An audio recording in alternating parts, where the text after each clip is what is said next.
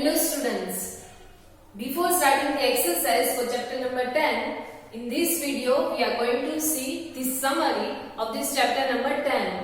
The chapter name is Reaching the Age of Adolescence, Class 8, Subject Science and CERT. In the previous videos of this chapter, we had seen the explanation. Now in this video, we are going to see the summary of this chapter.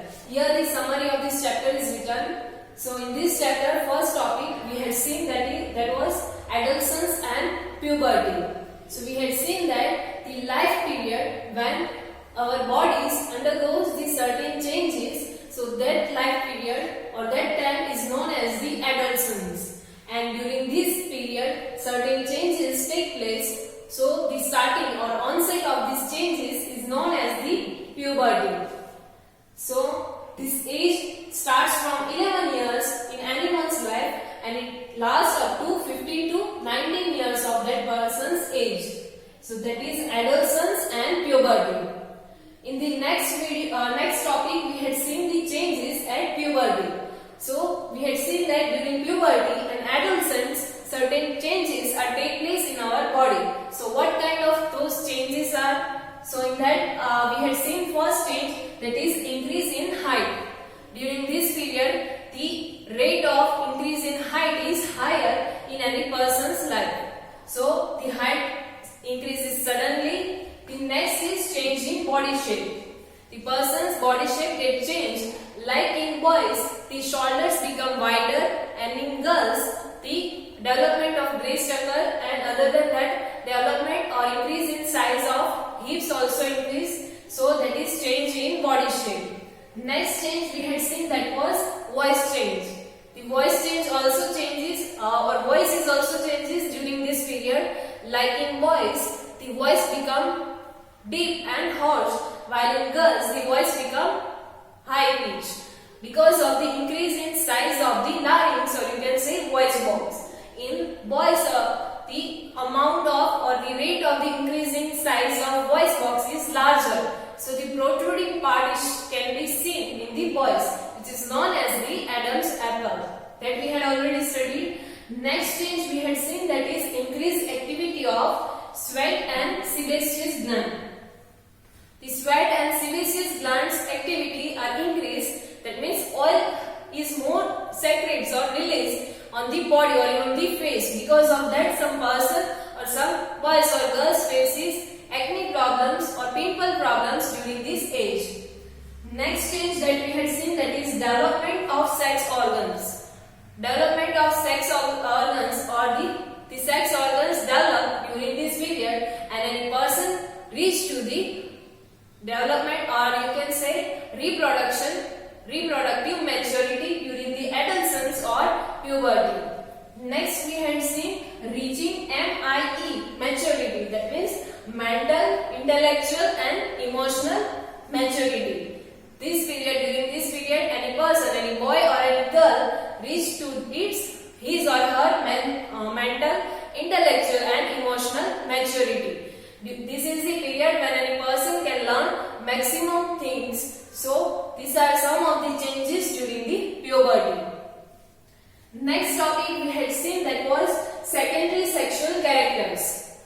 During this period, the secondary sexual characters are also can be seen. These are the characters by which you can differentiate a boy from a girl or a male from the female. Like in boys or in male, the facial hair growth increases, or facial hair growth starts at beard and at mustache. Then after, under the arms the hair growth is there. In the pubic region it is also there. In the girls we had seen that the development of mammary gland or breast is increased. So that is the secondary sexual characters. Next is role of hormones in initiating reproductive function. How these changes can take place or are taking in our body. What is the responsible behind that? So in that we had seen that the hormones are responsible behind that, which is secreted by the endocrine system in our body. And there are many endocrine glands in our body which are ductless glands, and they release these hormones directly into the bloodstream. So now how these changes are occurring. So here we had seen that this pituitary gland releases or secretes the hormones, and then after these hormones energize or stimulate the ovary in girls and testes in boys to secrete the sex hormones. Now these hormones are released in the bloodstream and they reach to the target site. Target site, that means the body part at which these changes are going to be occur. And then after reaching to the target site, they stimulate or they energize the changes. So this is how the changes are take place during this period, during adolescence. The next topic we had seen, that was reproductive phase of life in humans. Now we had seen that in adolescence, the reproductive, any person can get, or she or he would be able to reproduction. For the reproduction, she will get the, or he will get the reproductive maturity. So now, how long this reproductive maturity lasts in any human being? So we had seen that in that we had seen the menstruation. Menstruation, that means we had seen after every 28 to 30 days in girls or in women, the ovaries, one of the ovaries release the mature egg, and this mature egg is further developed into the uterus if it get fertilized, and if the egg will not get fertilized, then after the uterus wall, because for the development of the fertilized egg, the uterus develops its wall thicken. So if the egg do not fertilize, then after the walls of the uterus and with this egg and blood vessels, the blood flow out, or you can say throughout or shed off from the body. So that is known as the menstruation. And the menstruation cycles in girls starts from 10 to 12 years to 45 to 50 years of her age. The first menstrual flow in girls is known as the menarche, and last menstrual flow in the girls is known as the menopause. So the menarche can be start from 10 to 12 years, and menopause can last up to 45 to 50 years of her age. So during this 10 to 12 years to 45 to 50 years, this is the reproductive phase in woman's life. So that is reproductive phase of life in human being. The next we had seen that was how is the sex of the baby determined. How we can determine the sex of the baby. In that we had seen that for the sex of the baby, the father is responsible, and we had seen that we have 23 pairs of chromosomes which is present in the nuclei of the cells.